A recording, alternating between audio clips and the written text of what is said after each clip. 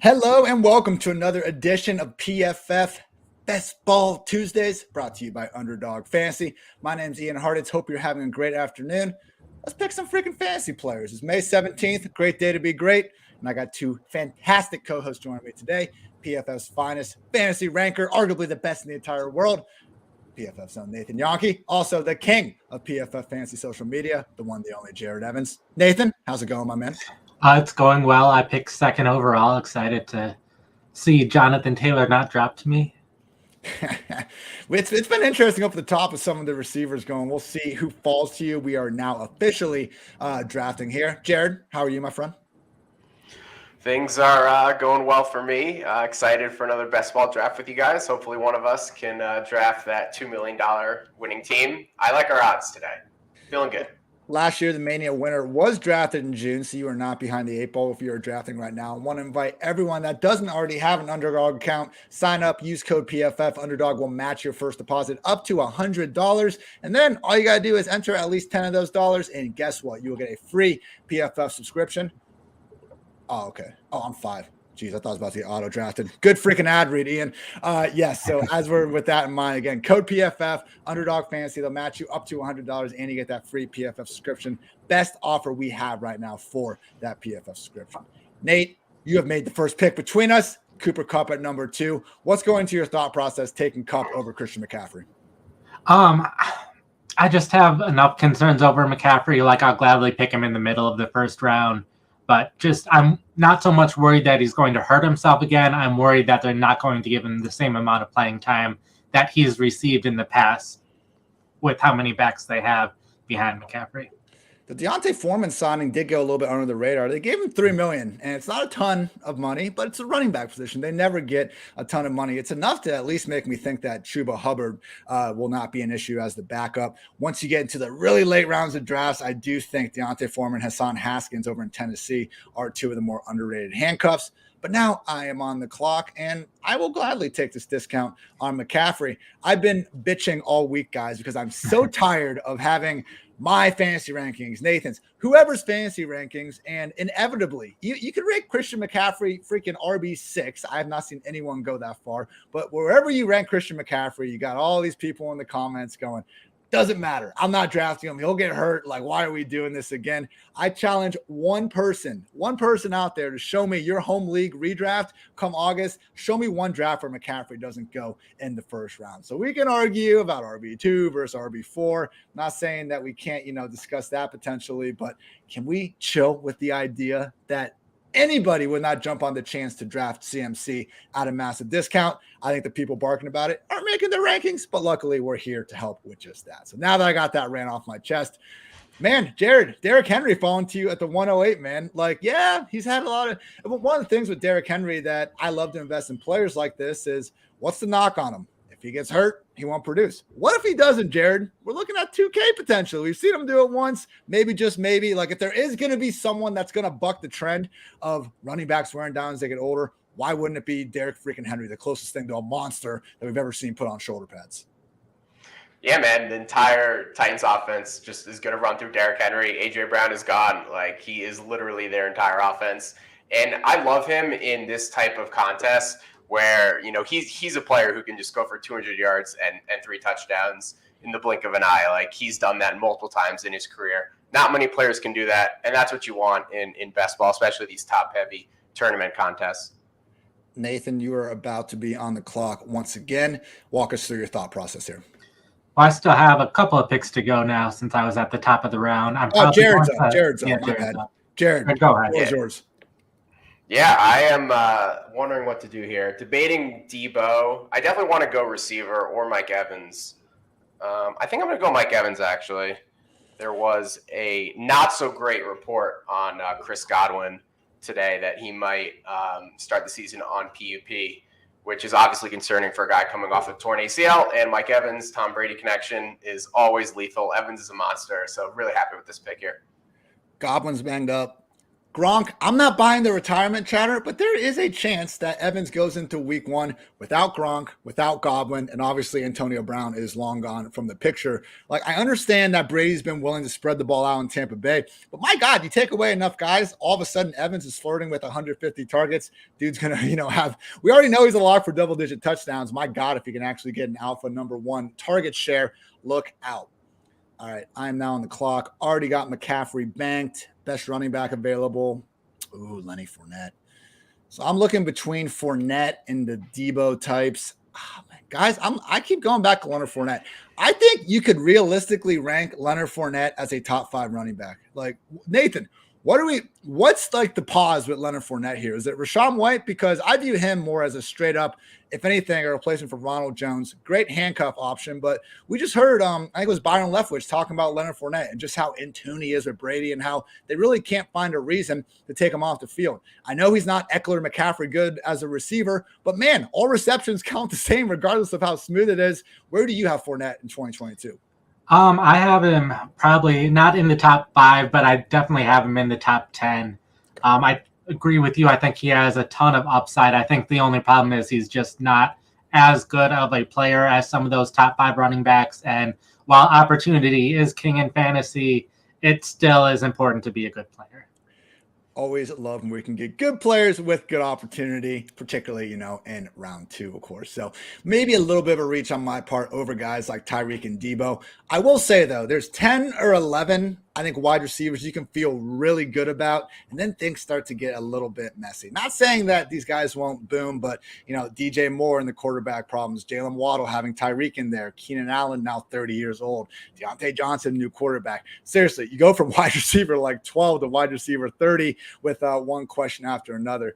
Jared, is there anyone kind of that you've been fancying kind of in these round 3, round 4s from the wide receiver group? Because as much as I could say a bad thing about these guys, I could also talk them up a little bit. We got a lot of good players here. There's just at least one red flag or 2 per situation.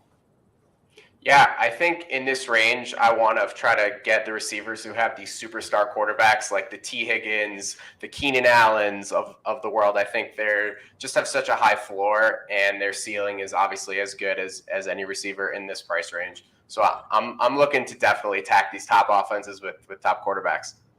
Keenan Allen, I have him still as a wide receiver 1. I just don't really see where the downside of him is. Michael Pittman just went, though, before. Pittman's starting to fly up these ranks, and for good reason. Undisputed number 1 in Indy with Matt Ryan under center.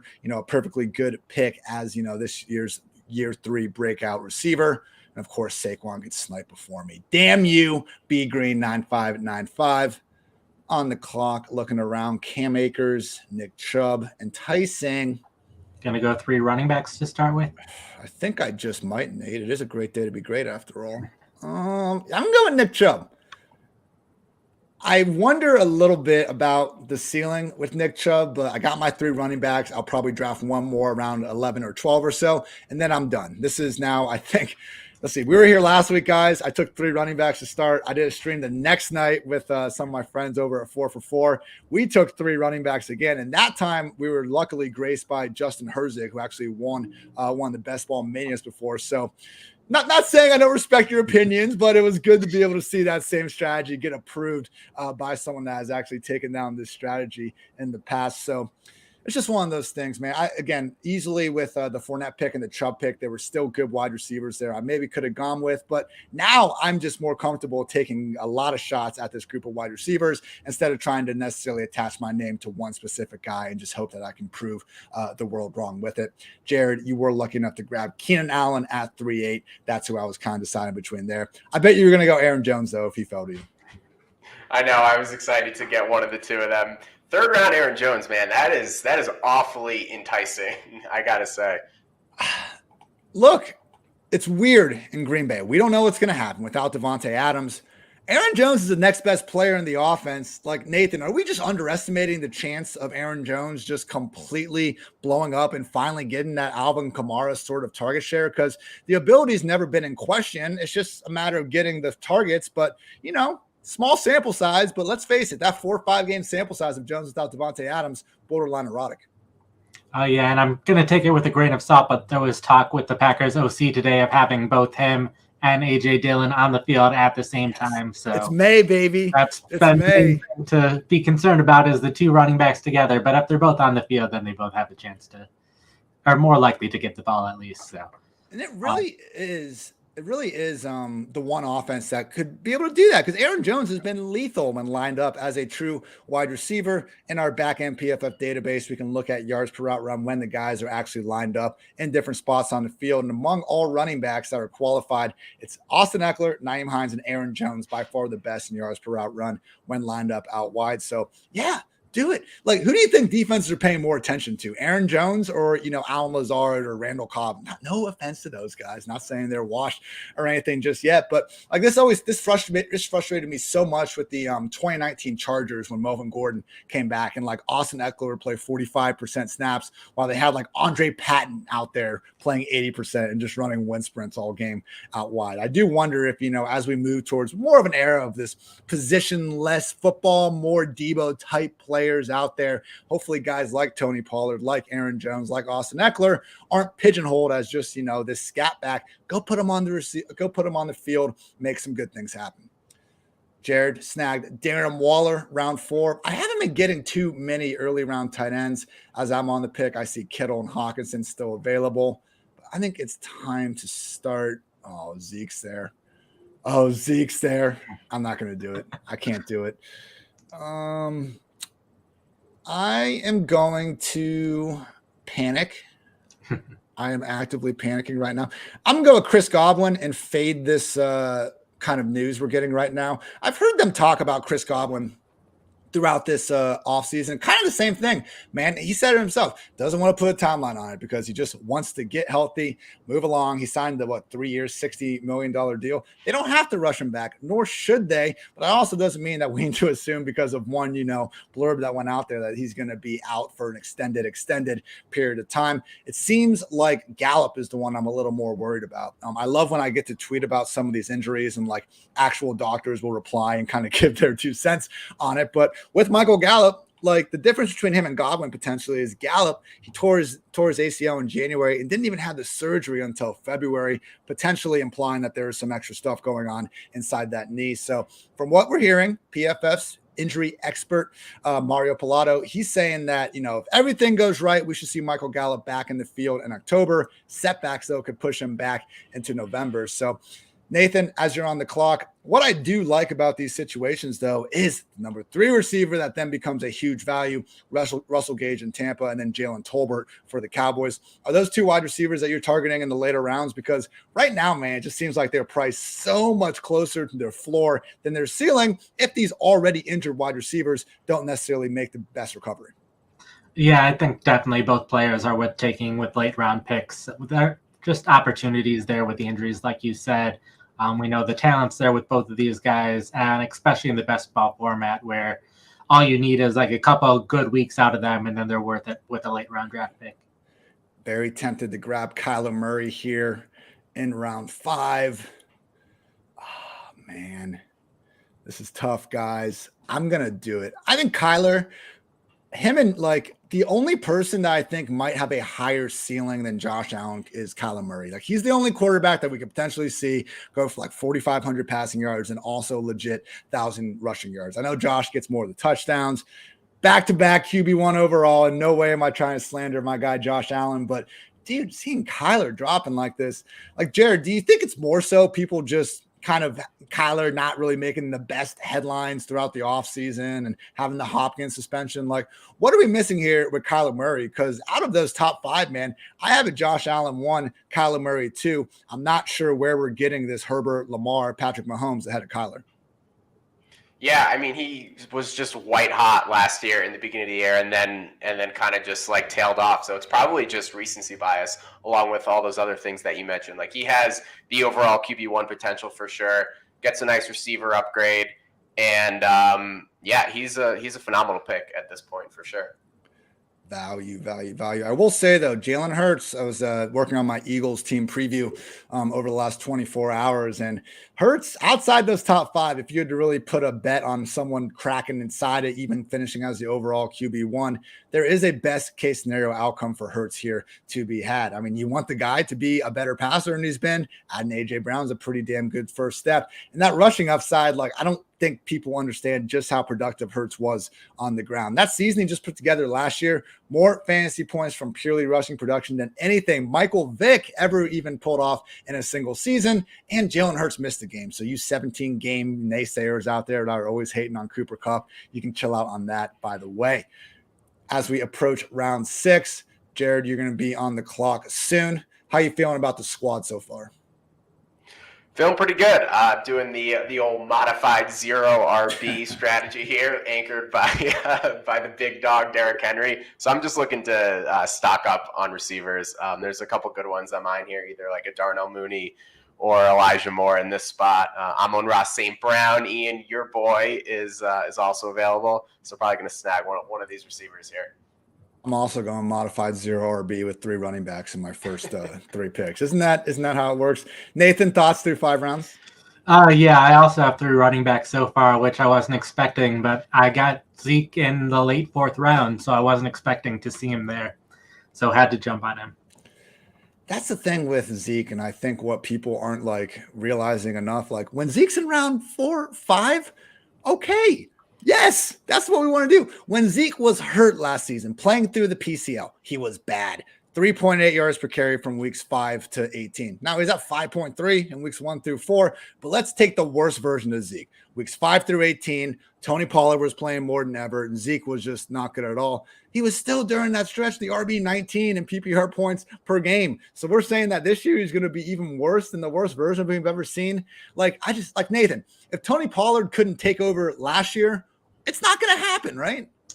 It could happen since Pollard's 1 year closer to the peak of his career. Zeke's 1 year further away from his peak. So we can still expect to see younger running backs see more playing time and older running backs see less playing time. But with how much they have invested in Zeke, Zeke's not going to lose significant playing time, even if he gets slightly below 50% at some point. As I am on the clock, I am once again starting to panic a little bit, but that's okay. I'm going to go ahead and pull the trigger on Treylon Burks, hope for a special rookie season from the rookie there. Fading, the narrative that he got tired in a practice last week. You just got to love some of the news that we got coming across the old timeline in May. With Burks, I mean, just objectively has the best situation out of all the rookie receivers. I mean, for him to land in Tennessee, an offense that we knows how to utilize his skill set, and then just literally like see a biggest possible target competition, AJ Brown, in one single swoop. It just worked out perfectly for Burks. So him, London, I do wonder, Nathan, like, okay, I'm not saying any of these guys are Jamar Chase or Justin Jefferson. Those are literally 2 of the best rookie wide receivers you've ever seen. So if you're trying to ask who is this year's Chase, like, stop it. You should be like, who's this next decade's freaking millennials Chase going to be, because it's unlikely we see someone like that again. But yeah, Nathan, F you for taking Hopkins from me and screwing up that stack I was hoping to get in the next round. How do you evaluate like Hopkins? Is it as simple as just kind of cutting his 17-game projection down to 11? Or do you think maybe like where he's going, he could actually provide a lot more upside? Because there is something to be said where, like, when you're taking zeros with Hopkins, obviously, like, you have other guys, particularly in redraft, I should say. Like, where do you take Hopkins? Like, why is Hopkins, I guess? Jesus, Ian, how can I phrase this question? Hopkins versus someone that doesn't have the same sort of ceiling, but, obviously you're getting 6 more games. How do you rank him in redraft, Nathan? So the starting point is cutting off those 6 games and kind of treating them as replacement level games, because you'll have someone starting there. It's not no one. And something that's, I guess, nice about him compared to other players is we know he's going to be back after those games, where there's a ton of injured players where we think they'll be back in that range, but there's a lot more chances they could be back earlier, they could be back later. We don't really know. So Elijah Mitchell off the board in the 7th round. Surprised to see him falling that late. Running back still on the board. Miles Sanders, Cordero Patterson, Clyde Edwards-Helaire, Damian Harris, and Kenneth Walker, among others. Nathan goes ahead and stops Amon-Ra St. Brown's slide as Devontae Smith goes after that. I do wonder with Devontae. I was doing a lot of work yesterday looking at the impact of, as I'm on the clock, let's just take Adam Thielen. I was looking at the impact that run-heavy quarterbacks have on their offense. And basically, there's been 27 instances since 2015 of an offense having a quarterback with 80 rush attempts. It's just 5 per game. I was trying to be, just easy enough numbers there to get there. And out of those 27 teams, the average RB1 rank was 25th. The average wide receiver 1 rank was 23rd, maybe 26th. The wide receiver 2, though, was like 54th. The tight ends were a little bit, were far better than 54th. Tight ends weren't bad. But man, like with Devontae Smith, when I see him, like where he's going, I just don't know what his best case scenario is. Like only twice. And it was 2020 Russell Wilson with Metcalf and Lockett, and also 2020 Deshaun Watson with Brandon Cooks, as well as Will Fuller. Those are the only instances of one of these run-heavy quarterbacks enabling 2 top 30 wide receivers. It's been a little bit better in terms of top 48, but like Jared, I don't see the ceiling really for Devontae Smith this year. He could be 3rd on his own offense in targets. Yeah, I agree with all that, but I think at this point of the draft, you're just betting on his talent. Like Devontae Smith was just a world-beating wide receiver at University of Alabama. He looked pretty good in his rookie year last year. He's just an elite route runner. His ceiling just as an NFL football player is really, really high, and it's not crazy to expect him to take a huge leap in his second season, and then like the targets and the fantasy production will just kind of go from there. So I would bet on his talent for sure in like the 7th or 8th round, even if the situation doesn't feel ideal. Dallas Goedert goes off the board before the likes of Knox, Ertz, Freiermuth, and Gesicki. Look, Nathan, where are you kind of landing on Rob Gronkowski? Because I think he's going to freaking play. How would the Buccaneers go the entire offseason? Like they let OJ Howard go to Buffalo for just $3 million. They get through the draft. They took Kate Otten in the 4th round. Like don't even touch anybody on the first 2 days. They don't sign anybody else. Like, do we really think Tom Brady unretired to throw the ball to Cameron Brate like a tight end? Come on. Gronk's playing this year. Can we agree on that, Nate? I think he'll play at some point this year. I don't know if he'll play at the start of this year. Didn't they change the CBA for that? I thought that was kind of something we don't have to worry about as much. Well, like he's not under contract. He's a free agent. He can do whatever he wants. He can sign later. They don't have to. Yeah. It's only players that are under contract and the rookie deal. They can't really hold out, or if they're under contract, but he's not. And it could also be something where like if he chooses not to play, someone like Jared Cook, I don't think is signed anywhere. I could be wrong there, but there are tight ends that are veterans that could end up with the Buccaneers if Rob Gronkowski doesn't come back. Jimmy Graham, maybe get him a no trade clause, just icing on the cake. Why not? I took Chris Olave, 8-8. Chris Olave is one of those guys where I was talking about this last week. I still haven't gotten this done, so I need to find time to do it. But I want to list out like the injured guys that could really cause some dramatic shifts in ADP, and hopefully we can take advantage of some of that in May. Like some of these murmurs about Michael Thomas not being a complete given, like to come back this year. If Michael Thomas is somehow out of the picture again, which it sounds like that's at least on the table, man, Chris Olave, if he's going to be featured as the one in New Orleans, like I'm not worried about Jarvis Landry's homecoming deal. It's 2022. It's not like 2018 anymore with Jarvis. Chris Olave is someone that I think would leap up a couple rounds firmly into that Treylon Burks area. Nathan, would you see kind of a similar jump if we find out Michael Thomas is going to start the year on PUP or something like that? Possibly, yeah. My only concern is the Saints have, at least in recent years, had plenty of rotation at wide receiver, and they're still bringing back basically all of the wide receivers they had last year in addition to these players. So I could see, with as long as the Saints have the same offense, basically like rotating a lot more than we would want them to see for fantasy football purposes. That is the question, because we always talk about how run first the Eagles were in the second half of the year, which is fair. I mean, they were after starting that Detroit game, which I believe was week 7, week 8. They were the most run heavy offense in the league down the stretch. But the Saints, when Jameis was under center, they were the most run heavy offense in the league, putting absolutely nothing on his plate, not letting him be the, gunslinger we saw put up 30 and 30 with Bruce Arians and company back in Tampa Bay. So it will be interesting to see what version of this Saints offense we get. Last year, that made sense, but I don't know. Now, if you have Jameis feeling better about the playbook, if you do have Michael Thomas, you have Olave, you have Jarvis Landry, maybe they do open it up a little bit. I would be really interested to see about that Alvin Kamara situation. If he's going to get suspended for a couple games, it looks like Mark Ingram is the next man up. I'm surprised. Like, it was Tojo season last year. Nate, what if Kamara does get suspended for a few weeks? Who would you be trying to pick up? Or are we just come on, man, we can't go Ingram. Yeah, at this point, it would be Mark Ingram for a couple of games and fine, draft him late in the draft to get him for those couple weeks. But I'm not overly worried about trying to win my fantasy matchups in weeks 1 through 3. I'm more worried about winning later in the season. So if I'm drafting late, I'm more looking for that rookie that'll break out towards the end of the season. I got Russell Gage paired with Godwin. Sure would be a lot cooler if I had Tom Brady there as well, but beggars can't be choosers. Look, they gave Russell. I saw someone try to compare Russell Gage to James Washington. Russell Gage just got $30 million from Tampa Bay. James Washington got $1 million, $30 million. That's a difference, everyone. So with Russell Gage, at worst, he's going to be a number 3 wide receiver in one of the most pass-heavy offenses with Tom Brady throwing him the rock. I just got him as the wide receiver. He's going about wide receiver 48, 49. Okay, that sounds like probably around where I would rank him if that's going to be the case. But the additional upside with Chris Godwin's future murky signed me up for all the Russell Gage this late in the draft. And again, the same thing goes for Jalen Tolbert here a little bit later. Jared, what are you taking Damian Harris for? What's your best case scenario with Damian Harris? Last year. RB 20 per game. That's my point. You walked right into it. That's fine. Look at my running back situation. It's Okay. It's not pretty. Although I do have your guy Cordero Patterson as my RB2. So yeah, I gotta patch together some running backs who are going to get some touches here. Also, I really wanted Russell Gage because I happen to have Tom Brady, and you sniped him from me, so I was panicking there a little bit. Fair enough. I do like the Cordero Patterson pick. People are always like, what happened to him the second half of the year? He was playing through a freaking ankle injury that happened against the Cowboys. I do wonder. I've said the same thing with Zeke.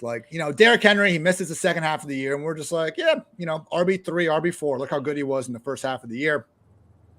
What if Zeke's season ended after week 4 and we just had a great stretch of him being healthy? We didn't have to deal with him being hurt. What if Cordero Patterson's season ended halfway through the year when he was a legit top 6, top 7 RB? I'm not saying either of those guys would be going as high as Derrick Henry, but I think we're overly criticizing and just putting too much into the ADP of CPAT and Zeke for them playing injured. The off seasons have gone great for both guys. For the Falcons, the only competition to add is another 30-year-old running back in Damian Williams and 5th round pick Tyler Algier. Nathan, I understand. Look, I'm president of the Cordero Patterson fan club, so I understand if the listeners here don't exactly, take my 2 cents as a, objective fact. But man, we can get Cordero Patterson freaking round 8, round 9. That is a great value for what looks like one of the focal points of a bad offense, but still a focal point of an offense. Yeah, I think it's a great time to pick him in those rounds. My only concern with him is that he's not used as much as a wide receiver, since while they haven't gotten huge name wide receivers, they have added a number of players that should be better than what they had last year at wide receiver. So I could see that being a little bit of a problem compared to his production earlier in the year, but he should definitely be playing better than he was later in the year. Robert Woods off the board right before Jared. I hope that wasn't your target. I just don't see the upside really with Woods. When you take away Woods' 20 rush attempts, per year he was getting in LA too, it certainly doesn't help matters. Jared settles on Tyler Boyd. Okay, I can live. I can live with some Tyler Boyd, someone I was a little bit too high on last year.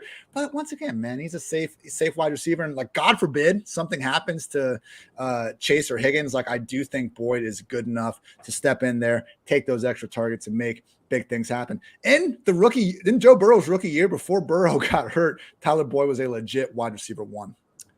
Oh, Angry Ginger sniped MVS from me.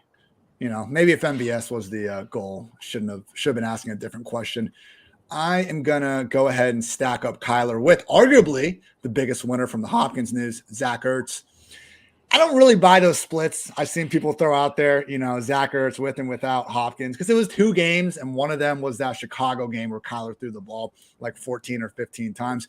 Either way, though, Ertz is another one of these guys where, like, you don't need what we think of him at this point in his career, and I don't think he's washed. Looking back, I think I did after 2020, but he was playing through a lot of injuries there, and I made that mistake. So going to try not to do that again. But seeing what he was able to do in Arizona, really getting force-fed the ball a lot of the time. Ertz is one of those guys that I'm just surprised he's going behind the Dallas Goederts, the TJ Hawkinses of the world, because I have way more faith in Kyler Murray and that Cardinals offense. Nathan, I'm curious where you kind of have Zach Ertz, because, they drafted Trey McBride, best tight end, best rookie tight end. That was kind of surprising to me. But again, they gave Ertz $34 million. The dude's going to be out there. Oh, yeah, I think that draft pick was more for the future than it is right now. I think right now my bigger concern would be Max Williams, who played well for the Cardinals at the start of this season before he ended up getting hurt. But while we're talking about the Cardinals, I might as well pick one and hope that it goes well. Come on. What are you taking all the Cardinals for, Nate? I took 2 Cardinals. Okay, I took 2 Cardinals. Yeah, I'm not happy about it. I had Rondale start. I had him queued. Come on. Oh, well. Rondale, someone that was a huge winner basically throughout the entire offseason. Maybe he stays winning. I mean, I know they signed Marquise Brown. The ideal world for the Cardinals is that Rondale is just their starting slot receiver. No ifs, ands, buts about it. Marquise Brown is going to basically start in place of Hopkins. We'll have AJ Green and Wesley on the other side. And then once Hopkins comes back, Marquise stays on the outside. I'm just not that confident it's going to happen. I'm really worried, guys, that Marquise is going to end up being like AJ Green, Marquise Brown, and DeAndre Hopkins. Like, we saw what happened last year. I'm just not overly confident it's going to be there again. But Nathan, like, the PPR ceiling for Rondale remains there. Maybe, just maybe, the big encouragement for him would be additional running back reps because, hey, I know we got Keontae Ingram going there, 6th round. He's a fine enough handcuff in the later spots of drafts, but they really didn't go out of their way to replace what Chase Edmonds brought to the table as a receiver, and Rondale Moore can do a lot of those things. Yeah, I think James Conner did play well as a receiver, but I could see a mix there. My bigger concern is probably, as we were talking about before, my pick of how many tight ends they have on the team if they start using more 2 tight end sets than they had in the past, which would mean less use of a slot wide receiver. Jamison Crowder off the board by B Green 9595. That's a good pick right there. I am between. All right, I'm gonna give him another chance. Let's go Kenny Golladay in the 11th round, wide receiver 57 and ADP. Another guy that, hey, he was hurt the entire year. He had Jason Garrett calling plays. Like, Kenny Golladay is still good at football. He didn't accidentally ball out like he did with Matthew Stafford and the Lions for 4-5 years. Like, come on, can we accept that New York team was horrendous last year and they still have 70 million reasons to kind of give Kenny Golladay the ball? Jared, like, I know contested catch Twitter just refuses to believe that any like wide receiver over 6 feet tall is capable of like putting up big fantasy numbers. Kenny Golladay going outside the top 50? Come on. Yeah, I mean, he's obviously, his talent is not a question, but the offense is just probably not going to be very good again this year. Even if Daniel Jones can take a step forward under Daboll, it's like, kind of what kind of upside are you getting here? But, in the 11th round, like, again, take a shot on talent. I want good players on my fantasy team. And, Kenny Golladay has been a good player in the National Football League. Kenny G, Babytron. He hates that nickname. I don't blame him. Leave Calvin Johnson alone. Oh my God. I was like going to joke, Jared, about you taking Ramondre Stevenson. Like, do you see how many running backs are in New England? I do, and I have Damian Harris and Ramondre Stevenson now using 2 middle-round picks. So if they can like alternate as being in RB2 every week behind Derrick Henry, I'm golden. Stack up the running backs. Underrated strategy here. Okay, someone's gonna take James White in like round 16. He's gonna outscore me, everyone. Like, we're chasing the LeGarrette Blount season. LeGarrette Blount wasn't even an RB1 per game that season. We're playing, I know Underdog's half point, so I guess it's a little bit better for you. But like, my God, we're playing fantasy football. We need these running backs to catch passes. And Pierre Strong, James White, Ty Montgomery. I don't know what they're doing in New England. Every single thing is just so crowded there. We did see Devontae Parker just go off the board ahead of Jacoby Myers. Nate, I'm still riding with Myers over Parker. I don't know about you. I kind of feel like the outside receiver position in New England is a little bit heavy, which is actually okay because Jacoby in the slot, they did remove Jacob Johnson, a small move from March, their fullback. And basically when Jacob got released, he just said that Belichick told him that they're not going to use his position in the offense anymore. So any thoughts on Jacoby Myers? Because what if he starts scoring touchdowns? Just saying. Yeah, I believe I still have him above Parker at this point. Like, I do think they have too many wide receivers. Kendrick Bourne, not a great fantasy receiver, but he plays really well for them. So he's another option for them in the slot as well. They still have Nelson Aguilar on the team. They still have 2 tight ends, even though they only used 1 in the past game last year. They just have way too many options. So I think he's a fine pick at this point of the draft, but not someone that I'm super excited about for this year. Jared snagging Rashawn White before I could cuff Lenny Fournette. Fair play by you. Like, White's the type of running back that I think we should be actually targeting in best ball. Because if something happens to Fournette, all of a sudden White's like a potential RB1 down the stretch. Just, say something about Ronald Jones on Twitter and he'll let you know just what he can do in the run and pass game alike. Albert O right before me. Ooh. I had him ready to go too. Tim Patrick versus Jacoby Myers. Oh, I'm going with Tim Patrick. Like, they give Tim Patrick $48 million last year? Tim Patrick's going to be starting on the outside. Who knows? Like, it's not impossible, Nathan. It's not impossible for Tim Patrick to be better than Cortland Sutton next year. It's just not. Like, we want Sutton and we want Jerry Jeudy to be those guys. Tim Patrick is making a shit ton of money. He's got a starting spot. Like, if anything, KJ Hamler, when he was out there in week 1, was playing the slot. Like, I think Patrick and Sutton are on the outside. Jeudy and Hamler, if anyone's going to get impacted by Hamler, I think it might actually be Jeudy. Like, Nathan, that's Tim Patrick and Sutton. The ranking discrepancy is huge. Do you think there's like a legit ceiling there for Patrick?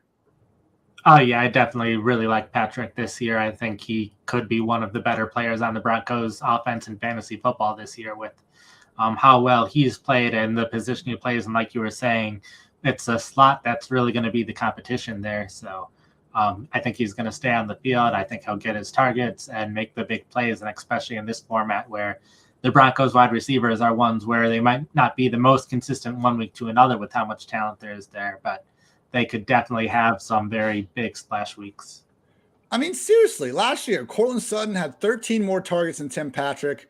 Patrick ended up going 53 catches, 734 yards, 5 touchdowns. Sutton had 58 catches, 776 yards, only 2 touchdowns in the same exact situation. And one of them is now going like 40 wide receiver spots ahead of the other one. Like, Tim Patrick, I know nobody has been like a Tim Patrick stan over the years begging for him to get it, but it doesn't matter what we think. It matters what the Broncos think. Clearly, they are big fans of him. Gus Edwards going this late. Mac D's, great pick in round 13. That's another guy that people just want Gus Edwards to fall off the face of the earth because they're so convinced J.K. Dobbins is going to be that guy. I would love for that to happen too, but what? Come on, no. I did get Jacoby Myers here. Love that. Jared, you're about to be on the back. You're about to be back on the clock. You're looking at Pierre Strong, maybe James White, Kevin Harris, their 6th-round rookie. What are you thinking here? I am thinking Patriots. I might go for Hunter Henry if he drops there. I kind of need a second tight end. I also need another quarterback. There's not pickings are a little slim at this point. But yeah, let's see what Mr. Padilla leaves for me here. There goes Tyler Higbee. I was mad to see Zach Wilson already fall off the board earlier. He's kind of become my favorite late round guy. Obviously, when I say like favorite late round quarterback on Twitter, I got everyone yelling at me like, oh, I'm never going to. No, I get it. And if one quarterback drafts, Zach Wilson's never being drafted, but that's not what we're playing here. We got to try to get at least 2, if not 3. With me personally having Kyler Murray, though, I'm only going to need to have one other. Nathan, is there a late round? Again, late rounds. We'll say like QB 18 or later. Is there one of these guys that you're particularly hanging your hat on? I've seen a lot of people think that Tua could get the nice bump. Obviously, adding Tyreek Hill to the equation. Trevor Lawrence has gotten a lot of new weapons. Jameis Winston, maybe they take, the training wheels off. Who's your favorite late round quarterback? That's how we'll distinguish it. There's late rounds and there's late rounds. Probably Carson Wentz if he qualifies for that. I think with the talent they have in Washington, there's a number of good skill players. They have the tight end. They invested in wide receivers. Curtis Samuel was hurt all last year, but he should be back and ready to go this year to go along with the weapons that they already added. So I think they have enough weapons, and he has been up and down enough in his career that he could be up. And if he's up, then he has the talent around him to have a good fantasy season. Jalen Tolbert finally off the board in round 13.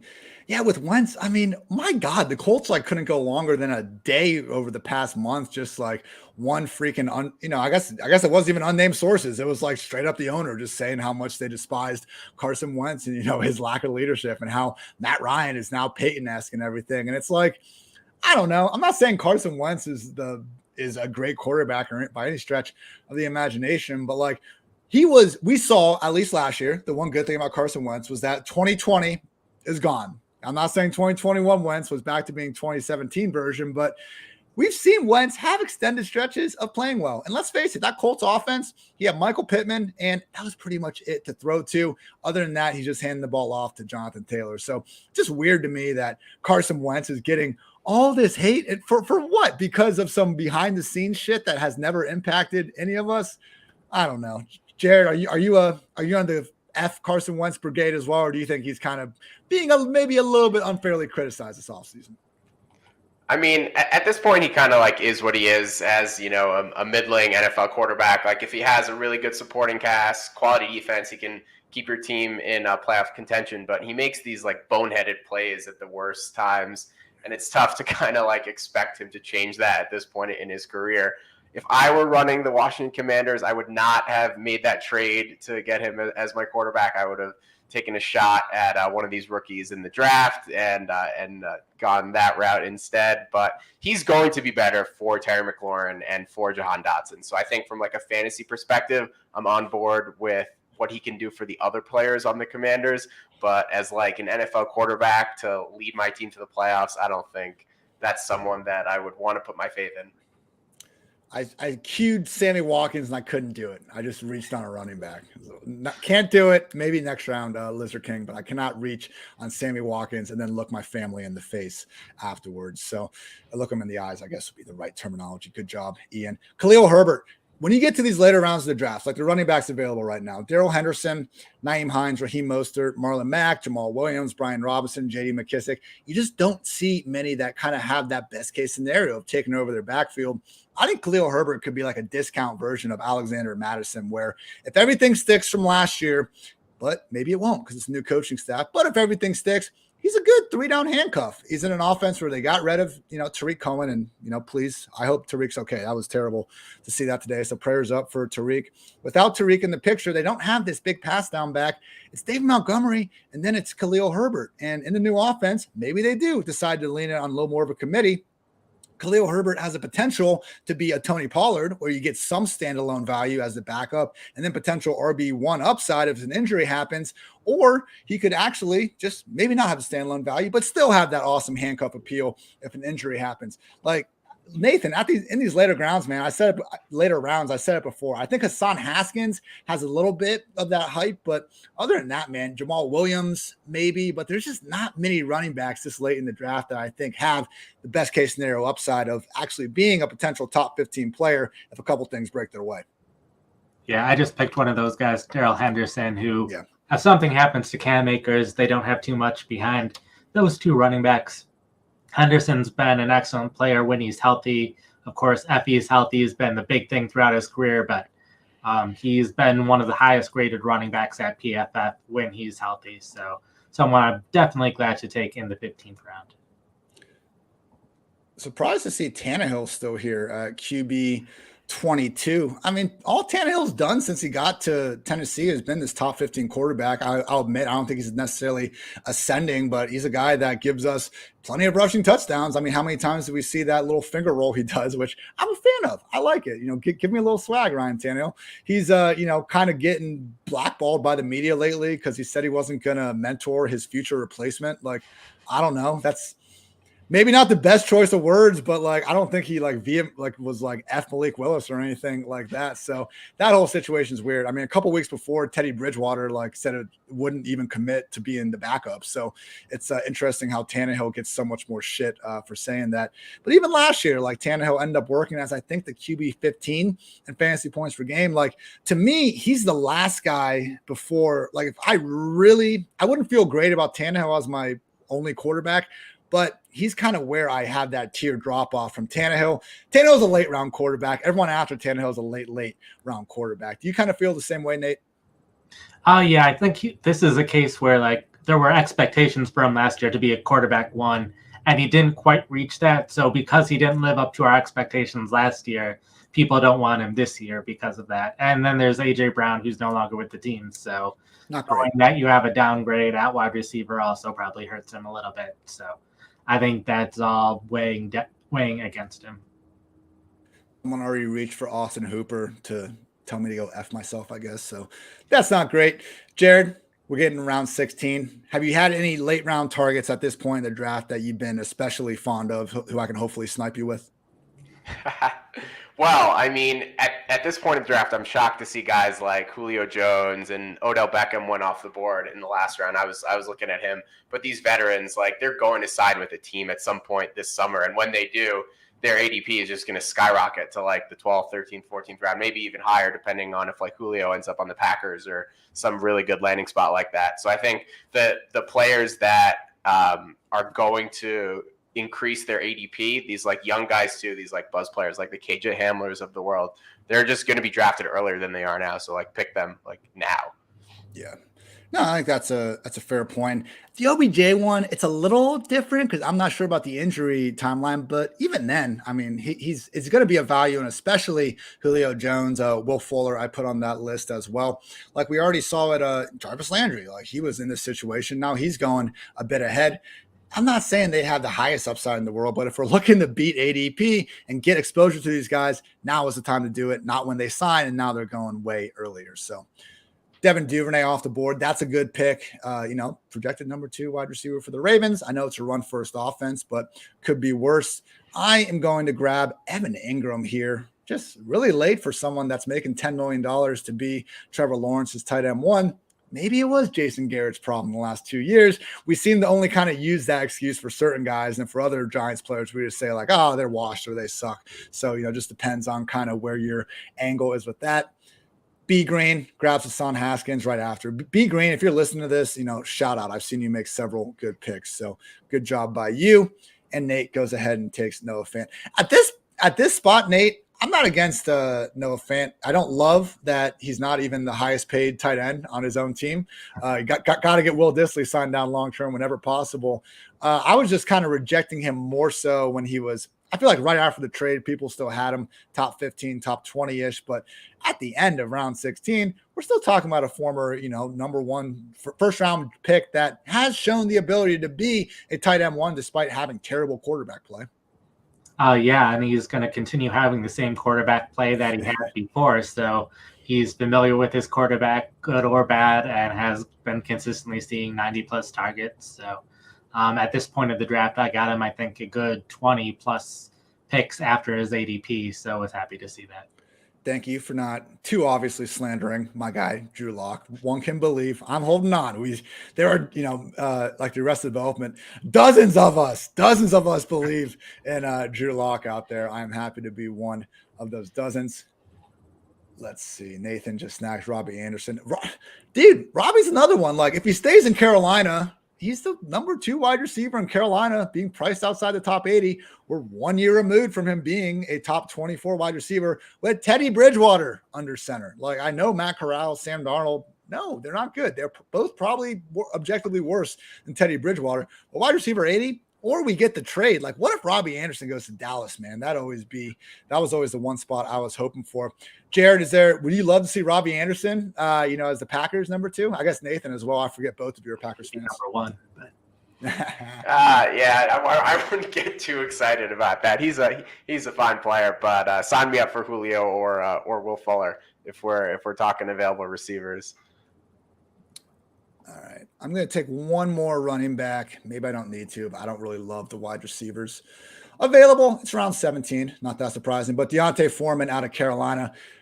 Deontay, Nathan, you do, I think some of my favorite work you do is your first team snap rate stuff in the preseason. It just helps us find a lot of value, particularly in these later rounds. And one of the things we found last year with Chuba was just how featured he was with Christian McCaffrey, obviously taking the preseason off. Like if Foreman gets that same treatment this year, if we're looking at the stats after the game and Foreman's coming in there and, taking 80, 90% of the snaps ahead of Chuba, who, let's face it, was bad last year. Like he was losing his job to Amir Abdullah by the end of the season. So Foreman is someone that I think we're a little bit of good news away from him vaulting up the ranks. He did pretty good Derrick Henry impression last year. Like if you want to look at a silly stat called yards per carry, which measures yards per carry, you could argue he wasn't that big of a difference. I know I ran the numbers. He faced far fewer 8-man boxes. I'm not trying to say Foreman is Derrick Henry, but my God, like again, Carolina gave him $3 million. I think Foreman could actually, maybe he even has an early down role, Nathan. Like that was something you said earlier about one of your problems with McCaffrey is the idea that he might not be as heavily used. It'd be Foreman if that's the case. Yeah, I think Foreman definitely could have a couple carries per game if everything's going well in Carolina. Like you said, Chuba is someone who our PFF draft guide a year ago was not high on him whatsoever. So I'm not all that surprised that he didn't play all that well last year. So like you said, he was losing snaps to Amir Abdullah. So I think Foreman will be the number 2 guy. And if anything does happen to McCaffrey, which has happened the past 2 years, then he'd be the guy most likely. Looking ahead to round 18. Jared is up next. Who are you looking at, Jared? I'm picking after you, so I can't snipe him. I am debating between loading up on more Patriots, taking a shot at Tyquan Thornton, or our boy Laviska Shenault. Maybe he can find a little career renaissance. I feel like that's probably the correct pick.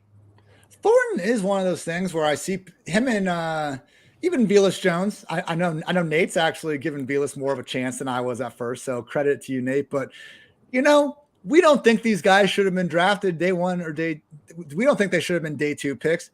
The Bears and Patriots did. So who gives a shit what we think at this point? Like Tyquan Thornton could certainly be, he was a top 50 pick or he went 51st. Like he could start on the outside. If Mac Jones takes a little leap, all of a sudden, no one's going to be complaining about him being a speed only guy if all he's doing is running past cornerbacks all the time. So Tyquan Thornton, if you can get a second round pick in round 18, like I see this in rookie drafts sometimes where you just kind of like Brandon Ayuk and Kadarius Toney, guys that weren't really seen as, they were seen as overdrafting at the time. And I think instead of maybe just following that as a hint, people instead tend to fade it. So I'm going to take another man that's changed teams, Byron Pringle, presumably the Bears starting number 2 wide receiver. Maybe Velus has something to say about that, but Pringle, I don't think he's overly impressive, but we're just hoping that maybe I just got someone in round 18 that's going to see 90 to 100 targets. Nate, where do you kind of have Byron Pringle? I mean, you can't rank him too high, but I just wonder, like projection wise, I feel like he's one of those guys where you start working through these teams and then all of a sudden you're like, yeah, I guess I do need to assign him this, 16, 17% target share. Yeah, like I definitely had him, I think, second among my wide receivers available at this point of the draft. So definitely think he's a fine player to get here. And if Justin Fields can play better than he did last year, then there's definitely a chance, especially with now the new coaching staff, which should hopefully help things in Chicago. Got one of our lovely listeners saying they'd rather take a stab on John Mechie than Thornton. I don't hate it. I mean, you've got the same draft capital and obviously a more open receiver room. I just wonder how Mechie's recovery from that ACL is going to be going. I mean, it's another one that unfortunately happened so late in the season. What I've been hearing from the, just doctors in my mentions talking about the ACL recovery for guys like Michael Gallup and Chris Godwin, it seems like for them, particularly Gallup, it's like if nothing goes wrong, if everything, the recovery is great, probably October. There's a setback November. So, but hey, in round 18, Mechie, I mean, if we get good news on him, then yeah, he'll be going a hell of a lot earlier than this. So I don't hate that call. Probably a higher ceiling than Thornton, but you could say that Thornton is, get ready for it, better in best ball because of some of that big play ability. So that would be the only argument there. But yeah, maybe Davis Mills doesn't suck. he was the second best rookie quarterback last year. Maybe he could keep that going. That is going to wrap up the draft, but this time I was clutch and I got the draft board out before, so I'm going to share that real quick. First of all, as I'm doing this, Nathan, how you like your draft? I liked it in the point that I had a number of players drop to me that I was surprised to see on the board, but I did not do as much stacking as I would have liked. I did get a little bit of Rams one, especially with Matthew Stafford and Cooper Kupp, which definitely happy with that. I had Darrell Henderson to go along with it, but not too much stacking aside from that, but got a lot of people good value compared to their ADP, so I was happy to see that. Michael Carter is someone who I was a little bit down on thinking about his role, but Dwayne brought up a pretty good point. Trey McFarland, of course, always joining me on the PFF fantasy pod, but with Carter, I think he's more so like in that Tony Pollard type of role than we're giving him credit for. He's still going to have like a little bit of standalone value. How much remains to be seen. Maybe he's the main pass down back. Maybe he's more of like a 2 series for Breece Hall, 1 for Michael Carter type thing. And if Breece Hall gets hurt, hey, Michael Carter will definitely be the lead back then. He was one of the major offseason winners before they took Breece Hall. And we saw in several instances last year the Jets were willing to give Michael Carter the sort of 15-plus touches, a 70% snap roll. That's usually associated with a 3-down back. I like that call. Irv Smith, the late-round tight end of 2022. Heard it here first, second, third. I'm going to keep yelling about it. Robbie Anderson, John Mechie talked about them.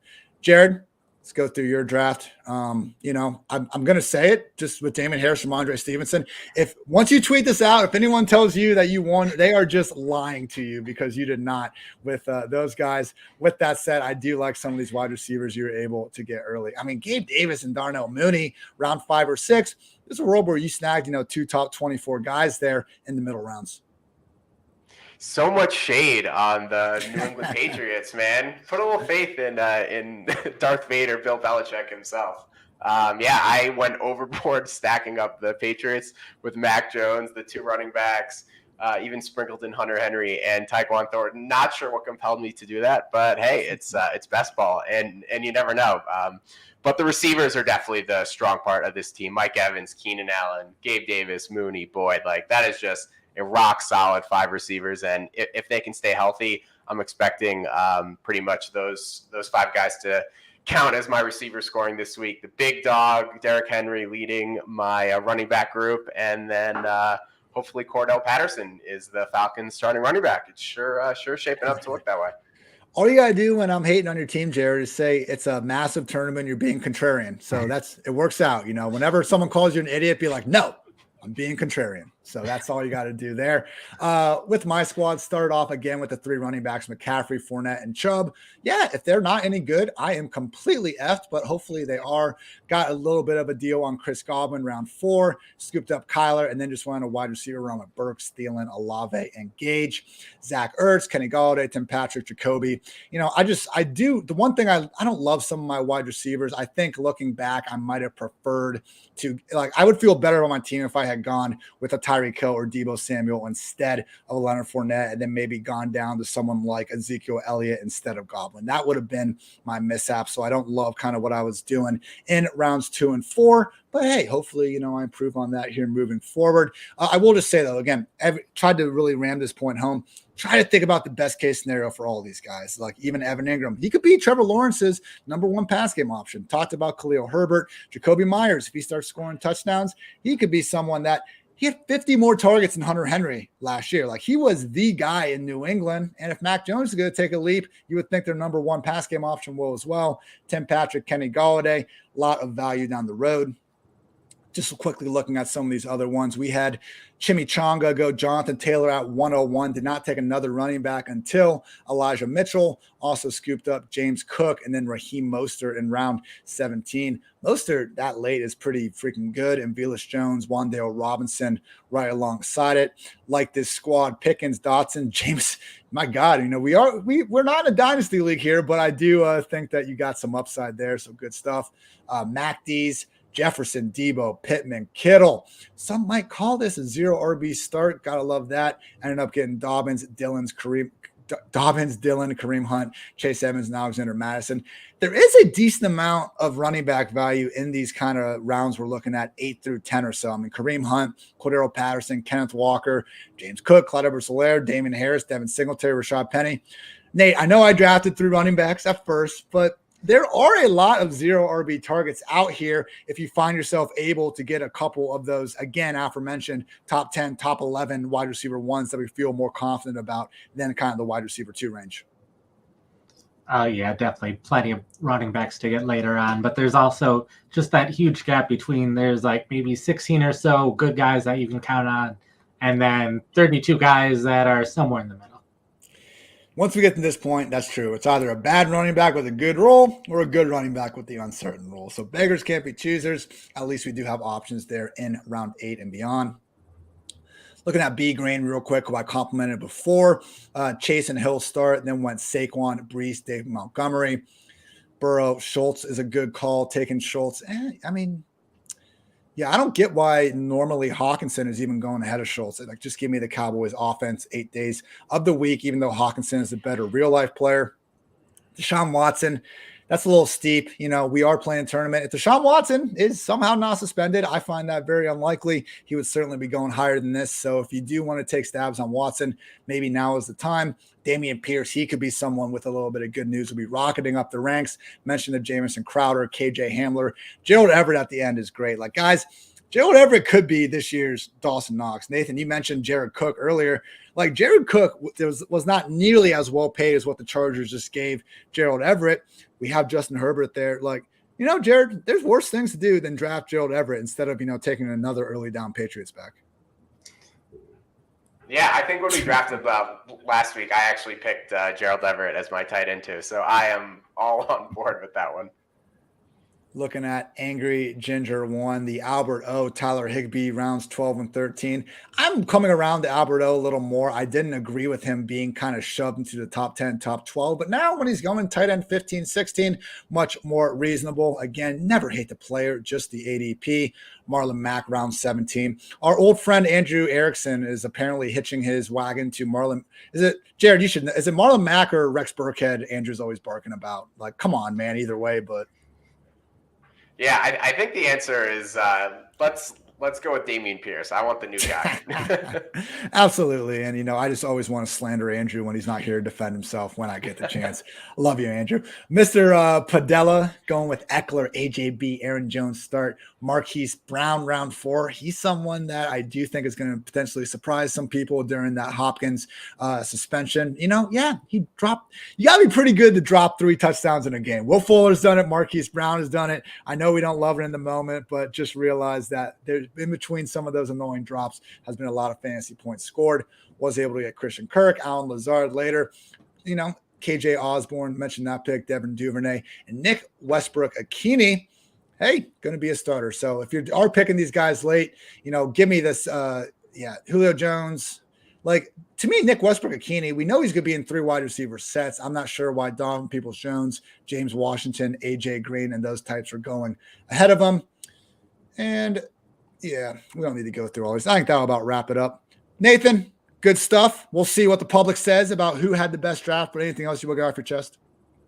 No, I think I'm good. Looking forward to doing a couple more of these, getting these teams better and better, even though I already drafted the $2 million team last week. We'll just keep going anyway. Jared, final words.